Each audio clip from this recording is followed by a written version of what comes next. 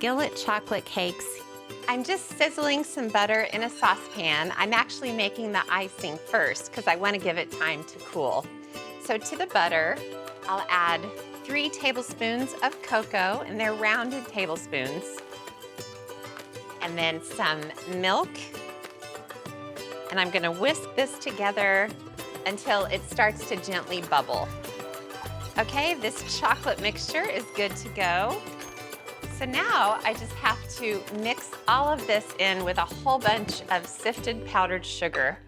So it literally just goes right in. All right, this icing is done. Everything's mixed together. So I'm gonna sit it over here to the side, let it cool while I get the cake going. I can almost make this in my sleep. It is so simple. So the dry ingredients come first, and that is flour and sugar, equal parts, and a pinch of salt. And I'll stir the dry ingredients together, and then I'll mix the wet ingredients in a separate pitcher.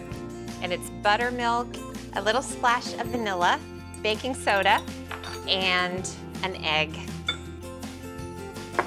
And then I'll beat this together. All right, so that's the dry ingredients, the wet ingredients, and now I'll make the chocolate mixture for the cake. Lots of chocolate in this recipe. So I've got another saucepan of melted butter, and I'm adding 2 tablespoons of cocoa. This is very deep, rich, unsweetened cocoa. And I have some boiling water hanging out, and then it gets poured in, and I'll turn the heat up and whisk it just until it starts to boil. I like to pour this mixture into the dry ingredients just to cool down the chocolate. So even just a few stirs kind of gets rid of that heat a little bit. So now comes the buttermilk egg mixture.